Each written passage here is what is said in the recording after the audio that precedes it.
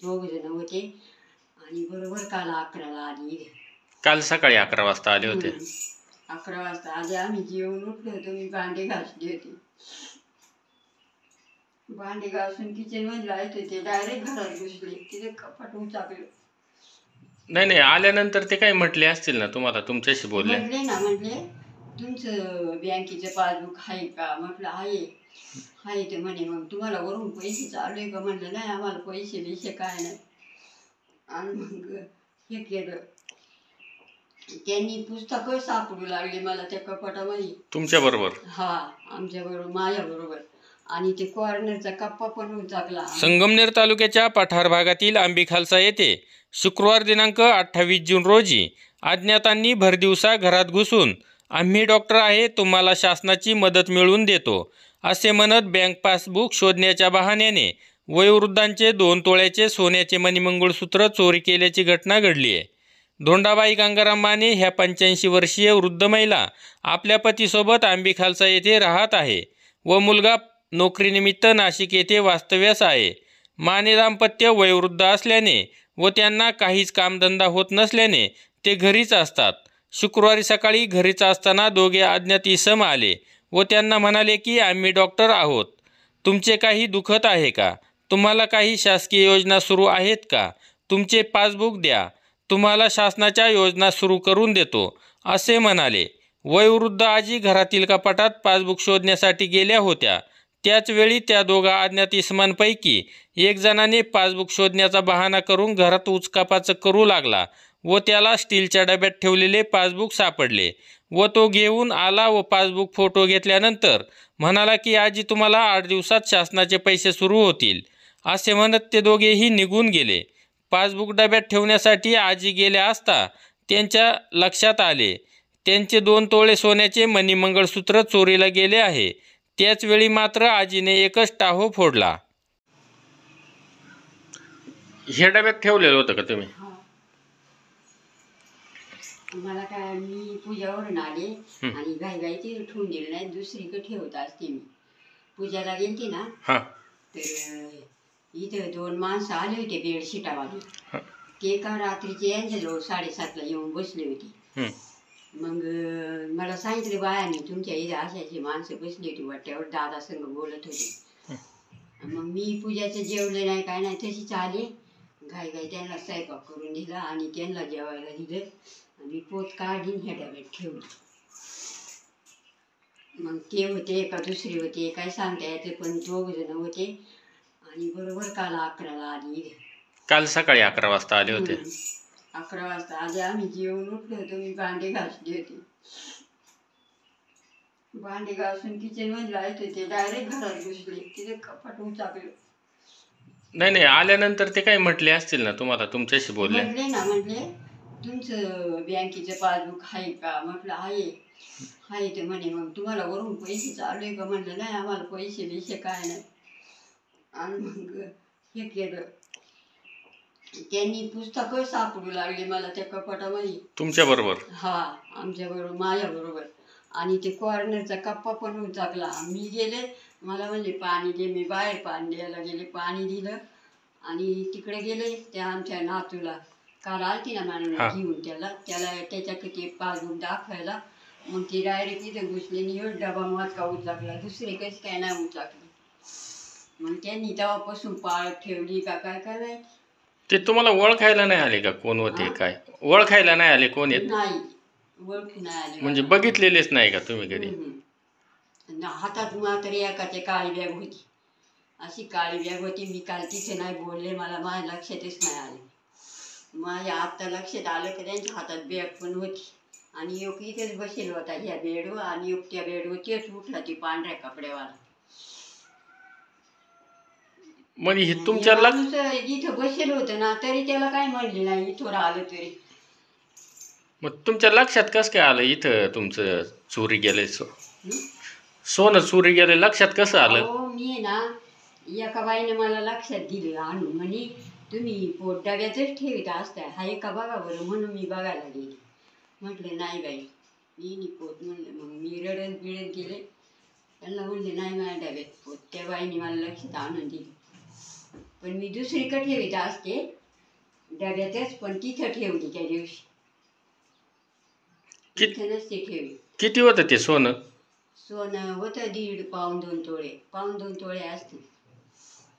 2 तोळे धरून चालायचं. म्हणजे असं ठोक्याचे मणी होते, मशीनचे मणी होते आणि मंगळसूत्रांची जाड होती, मणीची जाड होती.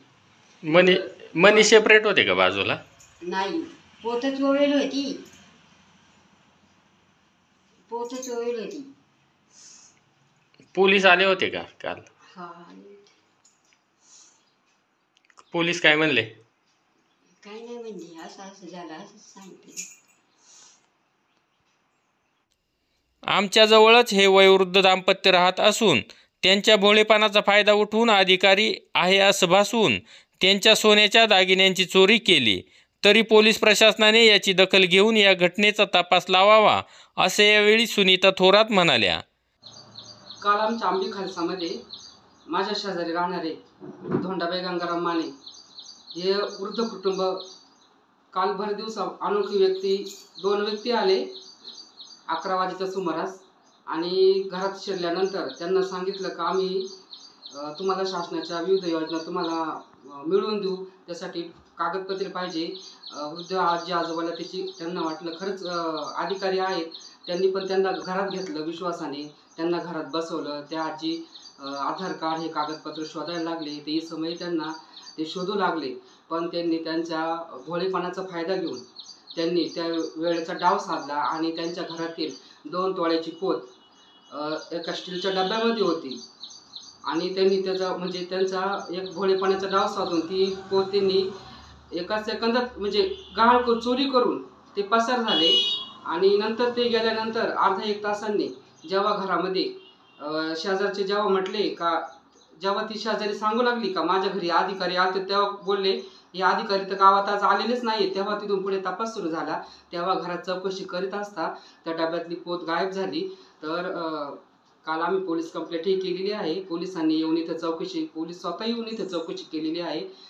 नागरिकांमध्ये एक भीतीचं वातावरण निर्माण झाले का भर दिवसामध्ये या वृद्ध आजी आजोबा आहे इथं कोणी शेजारी आज म्हणजे रात्री घर बंद असल्यानंतर घर फोडतात हे ऐकलं होतं, पण आज प्रथमच आमच्या शेजारी आज आम्ही घरी असताना आम्हाला त्या गोष्टीची कल्पना नाही आणि शेजारी लोक जातीत होते, त्यांना वाटलं घरात पाहुणे असतील, पण असे अधिकारी बनून आलेले त्यांनी आज आजी आजोबांची झोप उडवली. आज त्यांनी पै पै करून जमवलेलं आज ते चोर एका सेकंदात पसार झाले.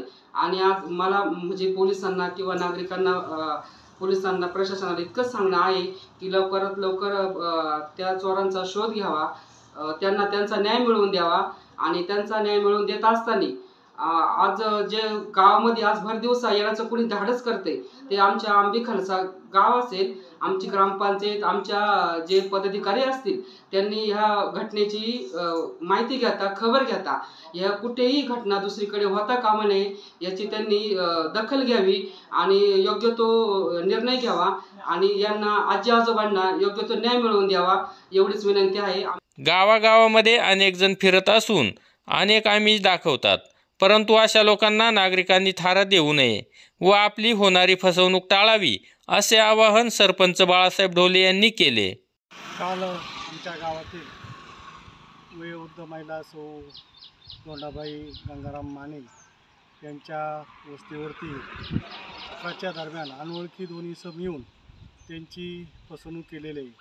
त्यांच्या आरोग्याविषयी माहिती घेऊन किंवा आरोग्याविषयी सल्ला देण्याच्या निमित्ताने या ठिकाणी घरामध्ये शिरले आणि त्यांच्या वयाचा आणि भोळेपणाचा फायदा घेऊन त्यांनी त्यांच्या जे सोनं होतं 2 तोळ्याचं ते सोनं या ठिकाणी लंपास केलेले आहे.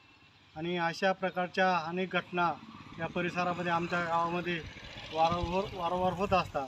तर माझी एक विनंती पोलीस प्रशासनाला की शेजारीच आमच्या गावामध्येच कारगाव पोलीस स्टेशन असून परंतु या पोलीस स्टेशनच्या माध्यमातून जे काही या परिसरामध्ये फेरेवाले असतील, अनेक या ठिकाणी अनोळखी व्यक्ती फिरत असतात, परंतु त्याच्यावर कोणाचंही नियंत्रण नसतं. तर मी आमच्या गावातील सर्व ग्रामस्थांना विनंती करतो की हे ज्या पद्धतीनं जी काही अनोळखी व्यक्ती या ठिकाणी कोणत्या ना कोणत्या गोष्टीनं आमिष या ठिकाणी दाखवून आपल्याला स्वस्तात वस्तू देतो किंवा काहीतरी लॉटरीच्या बांध्यामधून या ठिकाणी फिरत असतात. तर अशा लोकांना या ठिकाणी आपण थारा देऊ नये. विशेष करून आपल्या घरातील कुटुंबातील जे काही वयोवृद्ध व्यक्ती आहेत त्यांना सांगावं की कारण शक्यतो त्याच जास्त घरी असतात आणि त्याचा फायदा ही माणसं घेत असतात. तर त्यांना या फसवणुकी कशा पद्धतीने फसवणूक होत असते तर याची थोडी आपण माहिती द्यावी आणि सर्व ग्रामस्थांनी या परिसरातील सर्व नागरिकांनी या फसवणुकीपासून थोडं किंवा यांना प्रबोधन म्हणून किंवा त्याला आपण प्राथमिक हे म्हणून या ठिकाणी कोणत्याही याला बळी न जाता आपण आपलं कुटुंबाचं रक्षण या ठिकाणी केलं पाहिजे. आणि पुन्हा एकदा सर्व ग्रामस्थांना विनंती करतो की अनोळखी व्यक्तीकडून कोणत्याही प्रकारच्या वस्तू घेण्याचा प्रयत्न करू नका एवढीच या ठिकाणी मी आवाहन करतो. आणि दरम्यान घारगाव पोलीस स्टेशन हद्दीत मोठ्या प्रमाणात चोऱ्यांचे सत्र सुरू असून आंबीखालसात वृद्ध दाम्पत्याचा भोळसरपणाचा फायदा घेऊन दिवसाढवळ्या दागिन्यांची चोरी झाली आहे. चोरीच्या घटनांचा तपास लावून चोरटे जेरबंद करणे घारगाव पोलिसांपुढे आव्हान निर्माण झाले आहे. वृत्तसंकलन गाव पुढारी न्यूज घारगाव.